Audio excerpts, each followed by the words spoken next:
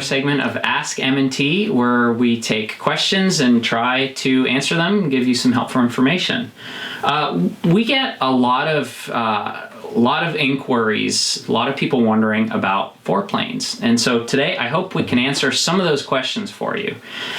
First and foremost, what is a foreplane? This is a foreplane. A foreplane is the plane you use before all the other planes.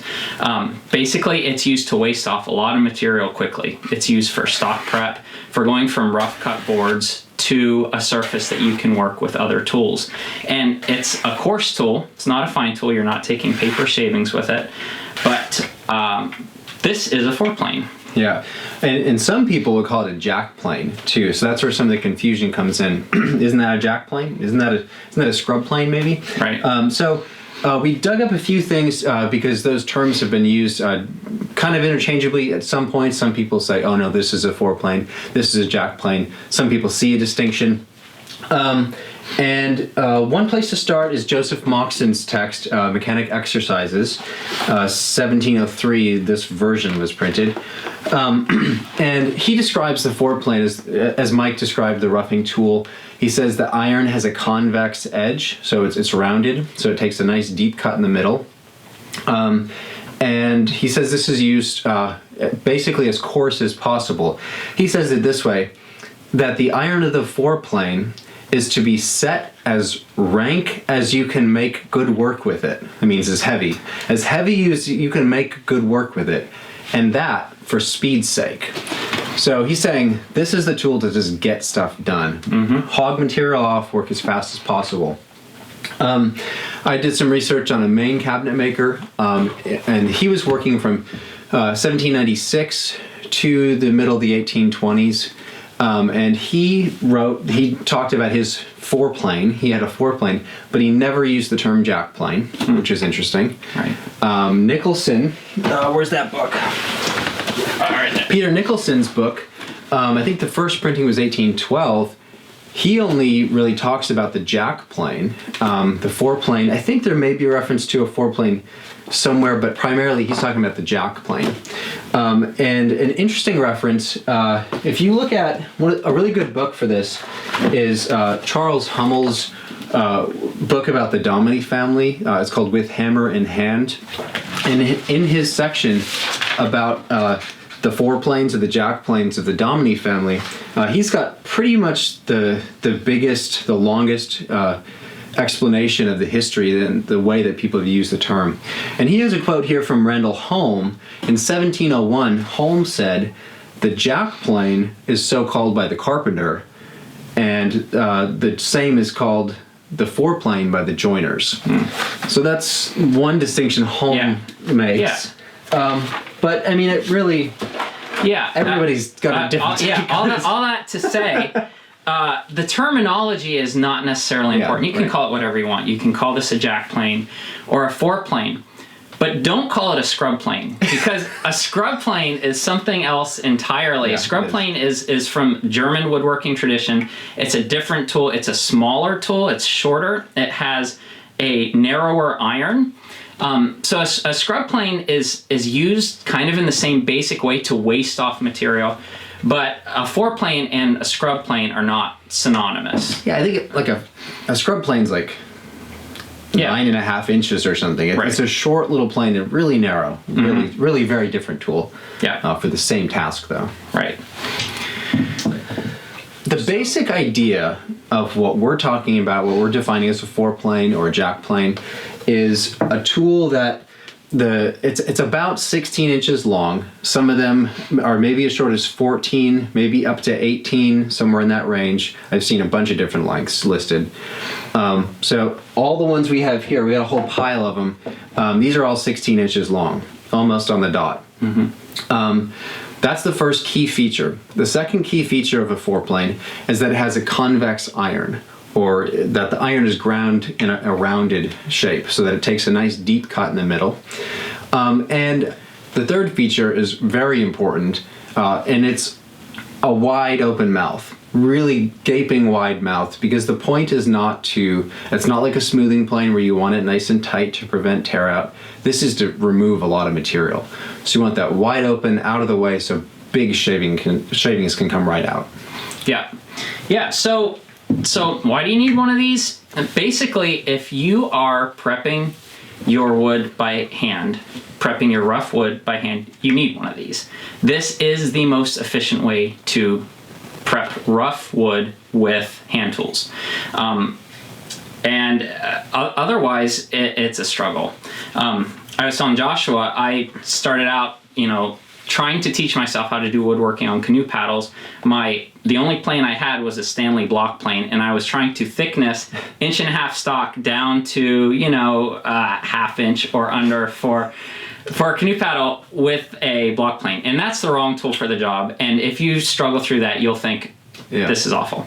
But this is the tool for that, and you should get one for sure.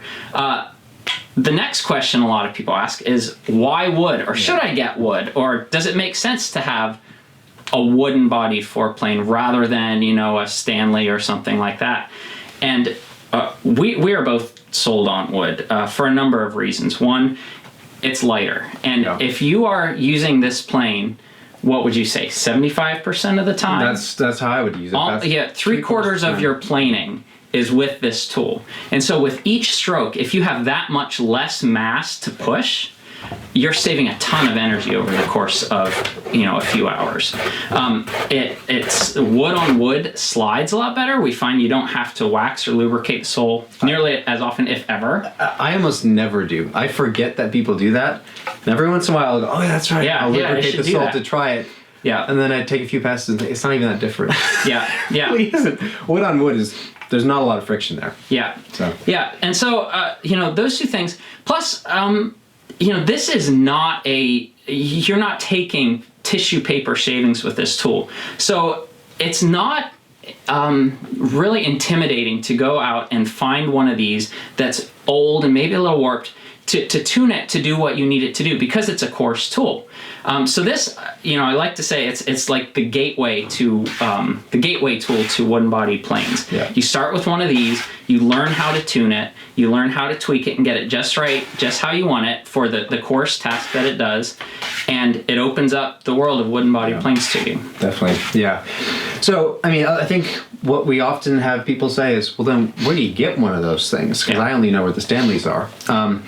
And we live in Maine, so in our area at least, they're all over the place in antique stores. Yeah. So I would recommend, especially if you're on the East Coast, that's all I could really speak to, that I know that they're kind of all over the place. Sometimes they're screwed to restaurant walls. Yeah, maybe sometimes there are some like fake flowers in there. It's really nice. Yeah, but they're all over the place. And the ones I buy are pretty heinous. They're in pretty rough condition. They're not very special or unique. If you don't have an antique store close to you that has any of these, I would recommend hopping on a few different websites. Jim Bode Tools is always a good place. It can be kind of hard to find a specific tool just with the search. But if you go to the Superior Works, Patrick Leach's place, or hyperkitten.com has a bunch too. There are a number of places. Fine Tool Journals. Yeah. They've got a big catalog of stuff. The Fine Tool Journal online catalog in auction, they got a lot of stuff. You can call them too, and you can just say, hey, do you have this? And they have like 10,000 tools in stock at any given time. So you can get them. Yeah. It's a one click away from on the internet. You can find this source. And so what I would look for when I pick these up, like I said, I'm not really picky because this is a coarse tool anyways. You can see this one's been worn down over time. It's pretty tapered down at the toe. And the iron doesn't need to be rounded when you find it, because you can grind that. You're going to grind it anyways, probably, because it's got a chip in the iron or something. So you grind that to whatever shape. What you do want to kind of watch out for, it's not a deal breaker, but you can see this iron right here doesn't have a lot left. And depending on how you grind, this may last you only a year and a half or something. Yeah, right. Depending on how you grind. But if you have a few options, look for one that has a good amount of usable life left in the iron. And a few other things I would look for that are repairable, but I would pass up for a better condition one, would be there's on the side here, there's a split where the wedge caused it to split out a little bit, and it's probably from shrinkage a little bit. So that can be glued and repaired, but it's one more thing you got to mess with. And then, like in this example, you can see it's got a bunch of tape on here. It's because the toe is broken. It's got a screw driven down through it. Again, repairable. It's just one more thing to mess with. They're always grungy and dirty. I always clean them. Basically, what I do is I just do a quick clean with mineral spirits, pat a little bit of shellac, sharpen the iron, and that's it. That's really pretty much it. I never have actually even checked the soles of my Fore planes because it's not that big of a deal. You could throw a ruler on there just to see straight edge, check it. Right. It doesn't have to be very flat for this job. When I bought this one, the sole was pretty chowdered up. I mean, this was a deal. This was like $8 or something. And so I did a quick run of a few passes with a big triplane on it just to get the worst of the stuff off the bottom and flatten it a little bit. But, 5 minutes work. Yeah. And let's see. This one is $21. Yeah. This one's $18. This one's $12. Yeah. This one's $9. So that's kind of the price you're looking for. You could expect to spend $20 on a plane like this. Yeah. So I think the thing to really know about this is that for us, our mission here at M&T is to promote hand tool usage and to say, hey, it's not slow, it's not inefficient. When you understand the tool for the job and you use the right tool for that task, hand tools are not slow. Right.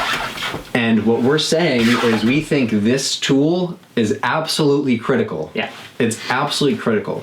If you don't have a coarse roughing plane for hand tool only work, hand tools are slow. Yeah. They're going to take you forever. You want to be taking as much material off as you can.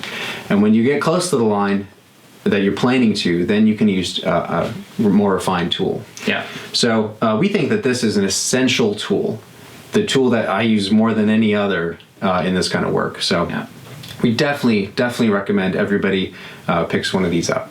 Yeah. Yeah, so those are our thoughts on the Fore plane. If you have any more questions, you can interact with us. Comments below, or on our blog or on Instagram, Facebook. Any further questions for a future Ask M&T segment, just send to us. Yep. And also, if you like this content, go ahead and subscribe and look for more stuff coming up. Yeah. So thank you very much. Yeah, thank you.